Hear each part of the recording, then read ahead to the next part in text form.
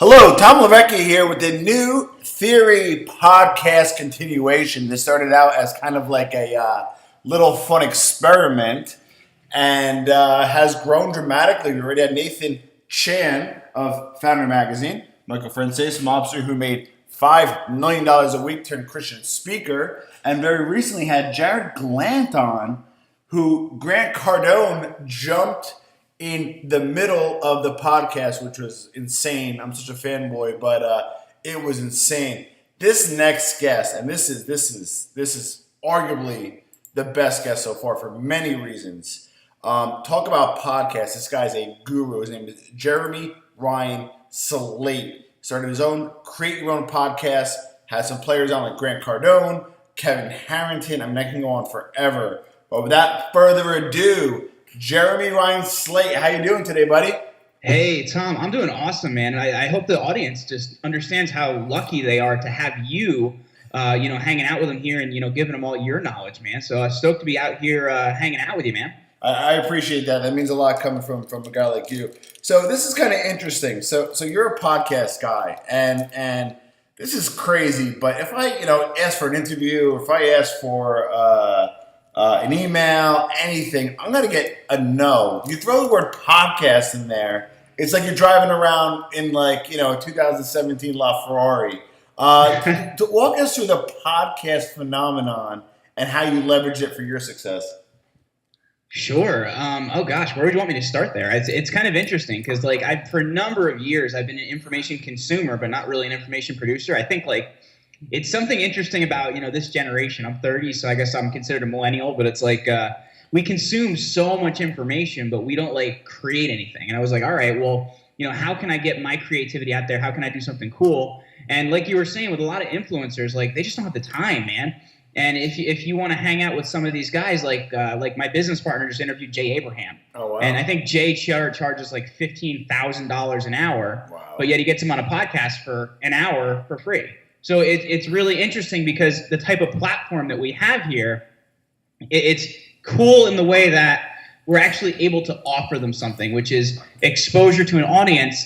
But, it comes back to kind of that personal purpose as well, that we can really learn from them. And I think it's when you approach it from the idea of being a student and the idea of not knowing not thinking you know everything, because one of the biggest barriers to learning anything is thinking you know everything about it. Exactly. So kind of approaching something as a student really helps us to learn, but it also helps us to give that level of interest we have to our audience as well, which is really, really cool. So it's really interesting when you're able to provide that platform, because they won't sit down with you otherwise. But if you have something you can give them, like a podcast, it's incredible. It really is. Yeah, and I'm noticing the phenomenon firsthand. All right, I had the pleasure of speaking to Jeremy offline, but I want you guys to know this guy as well as you need to, because you should. Let's start chronologically. Jersey guy, so walk us through your experience in Jersey growing up, why you chose the career that you chose, and share some of your thoughts. Totally. I got to say, man, I love getting on to go on with a Jersey guy, because I don't get to do it that often, man. And we're a totally different breed. You know what I mean? That's right. Being from New Jersey just makes you different. I'm originally from Sussex County, New Jersey, which it's kind of up there where New Jersey comes to a point on the top. I live in Morris County now. Nice.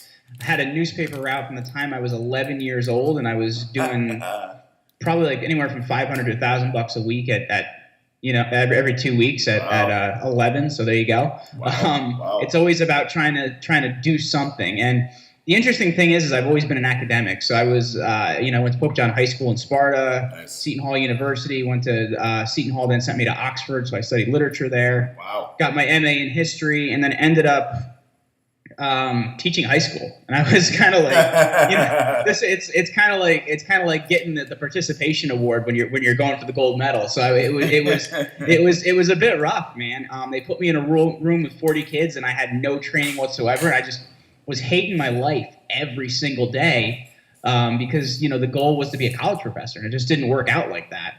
And in the beginning of my second full year teaching, that January I had just gotten engaged.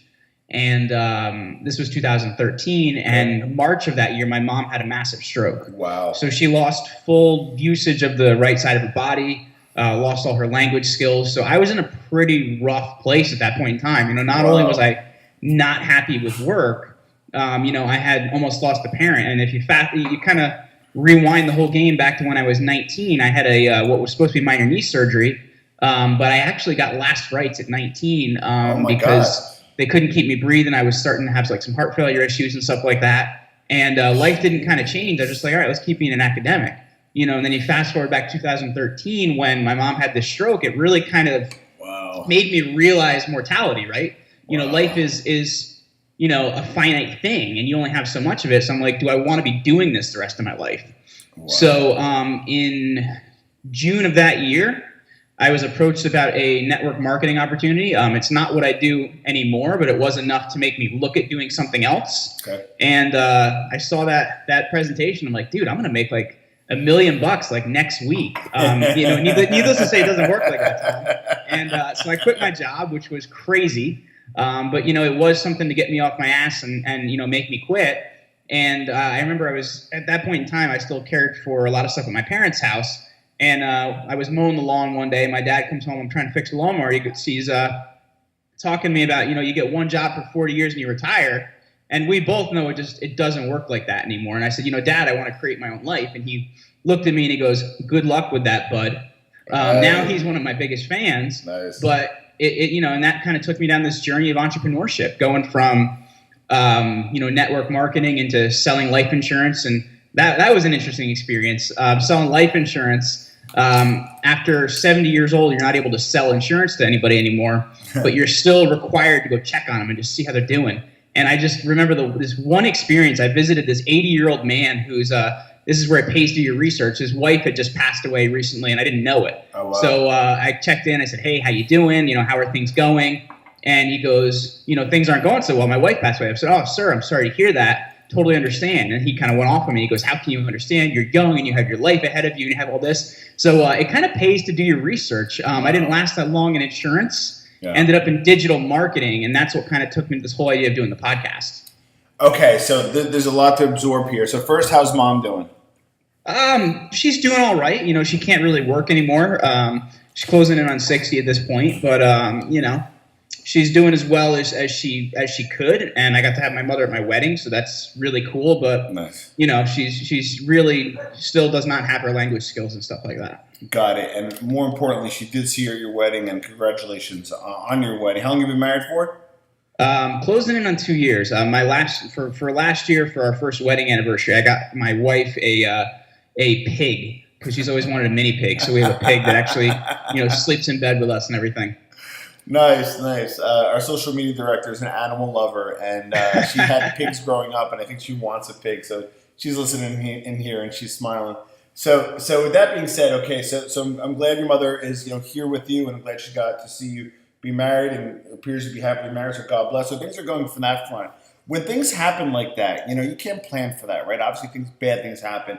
Does that want to motivate you even more to be successful? Or you're just like, fuck it. You know what now? Fuck this shit. My mother, is here, and my wife is here, and nobody's next to me is not necessarily smarter than me. Does that make you want to succeed more? And and what would be that definition of success if that's the case? It's kind of interesting, because I don't know that it makes you want to succeed more, but it kind of makes you look at life and like, what's the value we have in it, right? Like, what do we actually have in life? And I think our biggest asset in life is people, and that's what that kind of really makes you decide. So it really made me decide, like, I really wasn't taking full advantage of my skill set. I really was not taking full advantage of what I was doing and my own abilities, because I think sometimes, Tom, we have these pre-decided notions on why we can't do certain things, and we use them as an excuse on, why we're not successful. We look at our past experiences and we try to use them as excuses. And if you just truly understood like how big a lot of us are, and we're just kind of held down by the tiny string of our own thoughts, and just kind of removing a lot of that out of the way, we're really able to do so much more. So it made me kind of look at life like, dude, I can rock this. Like, why am I doing, it's not to say there's anything wrong with teaching, but I had a higher level skill set than that, I guess. And so why was I minimizing myself? And it made me look at it much, much differently. And once you look at life from that type of way, you kind of realize that success is a lot different than what we thought it was. Success is kind of like they talk about when the airplanes going down, they say put the oxygen mask on yourself before you do on the person next to you, because if you pass out, neither of you are getting any oxygen. So it's kind of the idea of it's about help, right? And if you can help yourself first and then help other people, that's really what success looks like. And that really is how my idea of it changed, because originally it was all about me. And once you realize it's not all about you, it really does change things. And that's true. Those are good examples. So you migrated into digital marketing. You did a whole bunch of stuff. You migrated to digital marketing. I know we talked offline. You were working for a firm. What was that point where you said, hey, I'm going to go this solo? Was it a revenue you needed to make, X amount in the bank? Did you do it on a flyer and really risk the farm? So you did well in digital marketing. Let's call it what it is, right? And I assume they liked you there because you're a rock star. So that jump into your own firm, was it gradual, or did you just wake up one day and you just pulled the trigger? No, and it's kind of interesting because I know you and I had talked about this before. Cal Newport is one of the guys I really, really like, and he has a book called So Good They Can't Ignore You, and his latest book's called Deep Work, which is great as well. But it's this idea of finding something you're good at and becoming so darn good at it that you become passionate. Because I think a lot of times we kind of go down that rabbit hole of, especially with the millennial generation, man, I'm not passionate about this, I'm not passionate about that, so I'm going to live in mom's basement until I'm 35, and then eventually I'll get a job. It's not the way it works. But it's this idea of finding something you're good at and getting so darn good at it that you become passionate.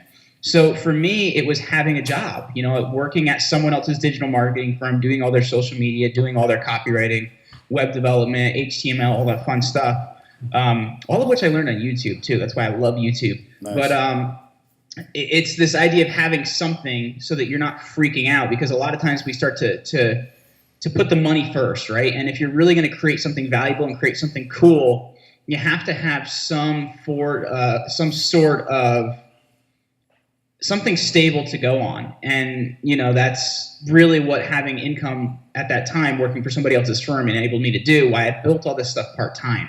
And then once it got big enough that it could sustain me, that's when I left, and that was late into last year, early into this year. Got it. I think it was you got to forgive me. Oh man, I don't know who it was. Maybe Dino DiPiazza, or was it Nathan Chen? One of the big gurus nowadays, right? They had a 60% rule where they said if I'm making 60% of what I'm making now on my own, then I could jump ship, and then you should be able to make the other 40% through cost reductions or making up because it's your own money. So I thought that was a pretty cool assessment. Now, there's two different schools of thoughts, and you actually interviewed both of these powerhouses. Grant Cardone is more like, whatever it takes. You could be born in a slum, in a hole. You will make it happen if you want to make it happen, regardless of your starting point. Where Gary Vee, who respectfully is another rock star, who's like, it's got to be in your DNA. What is a Jeremy Slate school of thought on that? Neither guy is right or neither guy is wrong, but what is your thought on those opposing ideologies? Well, here's the interesting thing. I've actually gotten a chance to interview both those guys, and I'm sorry, but I'm going to tell Gary he's very wrong. I just tend to agree with Grant, and a lot of my mindset and everything else comes from Grant. And God, I'm stoked you just had Jared on, because Jared just puts it out there, man. He's done some awesome stuff, but it's not in your DNA, man. It's this whole idea, like Grant talks about, just taking massive action. And I think that's the biggest thing, is you can outcreate an ability to not do something well. You know what I mean? If you suck at something, but you keep doing it, keep doing it, you're going to get noticed at some point eventually. I respectfully disagree with Gary that it has to be in your DNA.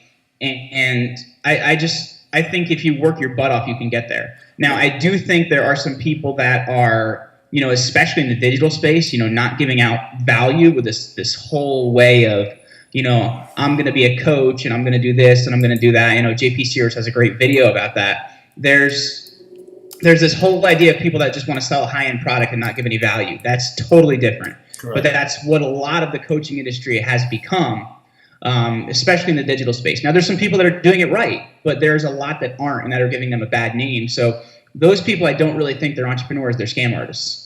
But I think entrepreneurism can be created. You're not born with it. You know what I mean? There's a lot of things. You're not born a musician. You're not born a lot of these different things. Maybe you have more of a leaning towards that or an ability to do it, but like you can work your butt off and get good at it. In his last book, Ryan Holiday wrote about Joe Satriani and the guitarist from Metallica. I forget his name, Kurt Samet. And apparently he, at that point in time when he was playing for Metallica, thought he was not that great of a guitarist. So he went out and hired Joe Satriani, and they trained for hours and hours and hours. And that's how Kirk Hammett got as good as he did at, playing guitar. So it's basically about working as hard as you can at something, man. And it'll come. I don't think you're born with it. I don't. Got it. Now, it's a shame because Gary's another Jersey guy. The wine library is around the corner from me.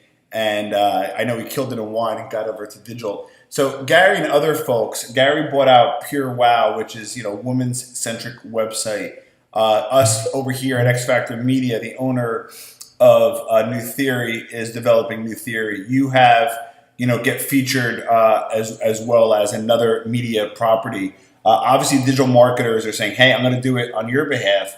But now we're saying, shit, I like it and everything, but I want to make my own money. So walk us through how you're developing your platform as a digital marketer, your own platform, how you're cultivating it, what the plan is there. Because you definitely have the passion and the skill set, but more importantly, you're executing on kind of a winning strategy. Because let's be candid, a lot of guys in digital marketing are big agencies, but they don't own anything. And now the bigger players are saying, hey, I need to own some stuff. So you've been ahead of the game on that. So walk us through your strategy of developing your own platform, not just working as an agent on others' behalf. Yeah, well, I think the one thing you're saying there, Tom, is like, especially with digital marketing, it's tough to be a digital marketing firm because there's so many people doing it, and there's a very low barrier of entry of doing it. So I just, number one, that's why I'm not really in that space, though I have a lot of that skill set. Yeah. But I think it's about owning the platform rather than just creating the content. You need to be a content creator because that's the one thing that Gary says that I agree with is every company is now a media company. You have to realize that you're a media company because you have to create enough content so that people see you, so they know about you, because that is where the modern consumer is. Yep. But the people that make money, just like one of my good friends that runs Influensive.com, he runs a great platform over there. He writes very few of the articles, but he sources them out with a lot of rock star cool people. And it's really, if you're going to build a brand in this day and age, you need to own the platform because a lot of writers don't get paid, man. They don't get paid. They're just using that to get their name seen. So if you really want to have the end result, you got to have the platform. So that's really the way I look at it. In terms of like content creation, the podcasting world is a little bit different. Yeah. I just say that because there's a lot to maintaining a show and things like that. And that's why, my big leap and thing that I'm working on now is getfeatured.com, where we actually coach people to be great podcast guests and actually find the right shows for them to get on, because it's a different experience in that world where if you can tell the right story and you can go on 20 different shows, it's going to change, how people look at you, and you don't have to really build an audience for a show that you're going to produce week after week after week. Instead, you're gathering small parts of other people's audiences. So that's kind of a different way to go about it, and it's been really, really successful at our clients. And that's a place where you don't really need to own the platform, because like for myself, I own the platform as a podcaster. But in terms of guesting, if you're going to go on enough shows, you really can gather from other people's audiences, and it's a nice way to do it. Yeah, I here's what I love. Love many things about Jeremy, but here's what I like about you, bud. The thing is, you not only agree, hey, I have a great podcast, right? And I had some really major people on, right? And congratulations on that. But then you took it one step further to where you said, hey, listen, you're looking to develop your brand. I'm talking about chiropractic. I'm just making this up. And they need to be a media company as well, right? And a chiropractor can only speak about the subject matter. We can't, right? There's marketers. They can, right? So they can speak to it the best, right?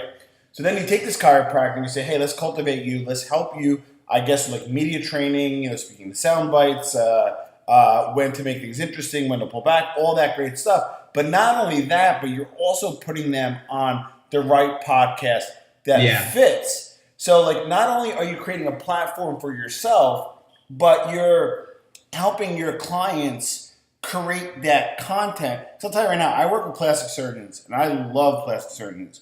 But they come in two schools of thoughts. They either buy into social media and they're overproducing content, or they just like, you know what, I'm sorry, I'm a plastic surgeon, I'm just not really, and they're open about it, I'm not really great at it, or I'm comfortable with it, or you know, they worry about some of the ethics behind it, which makes sense. So it's on. I know it's not easy to get professionals to create their own content, but you're getting them to create their own content, build their own platform, because frankly, they're not going to have their own podcast. But you take it one step further, you find them their placements, which is sweet.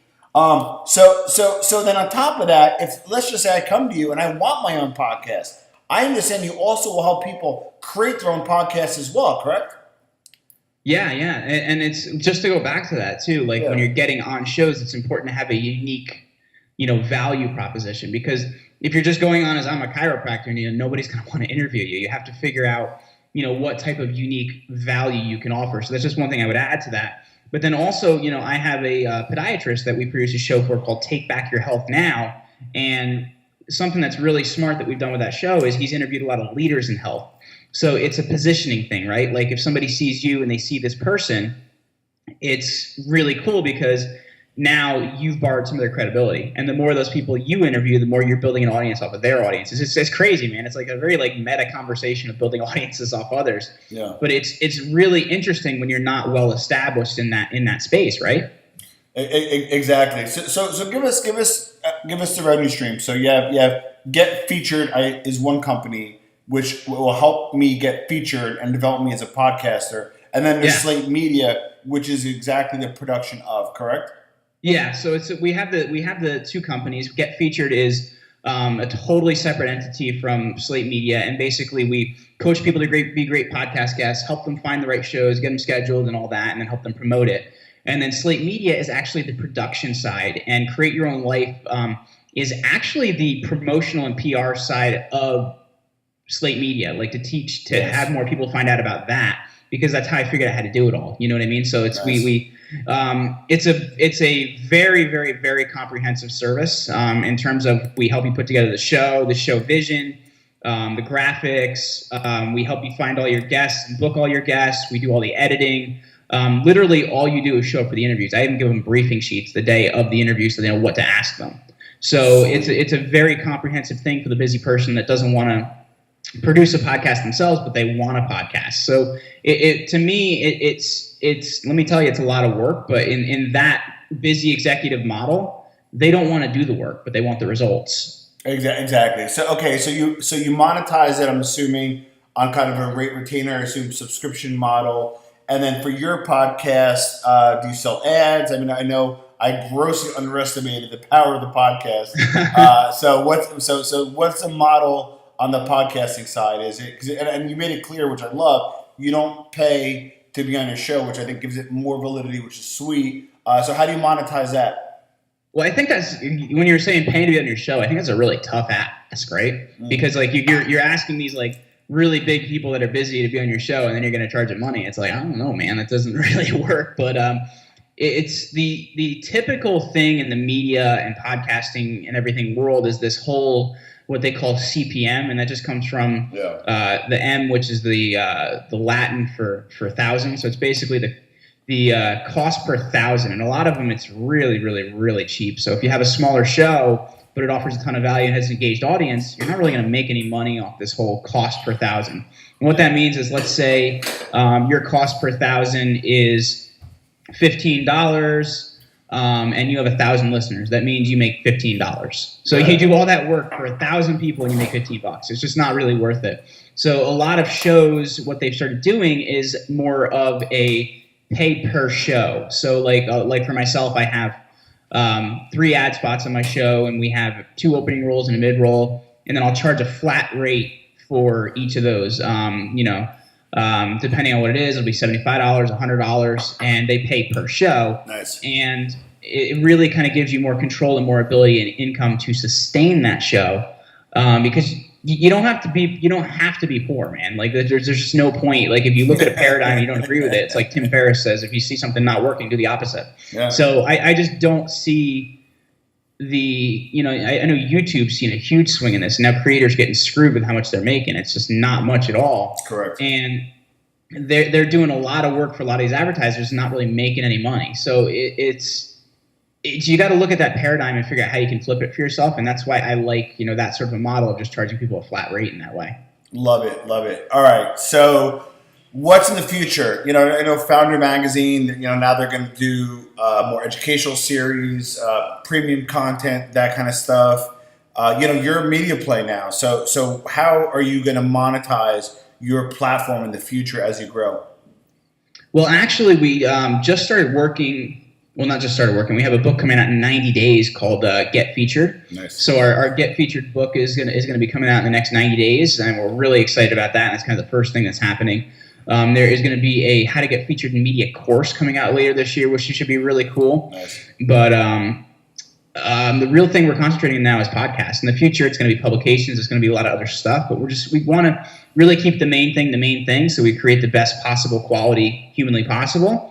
But really, we want to see ourselves on the level of like a VaynerMedia or something like that in the future. I feel like we really can do some cool stuff. Nice. Now, podcast made a comeback. They were torrid. They were white hot, 5 years ago. And then they were almost the way of the dodo bird. But now they came back. Why do you think?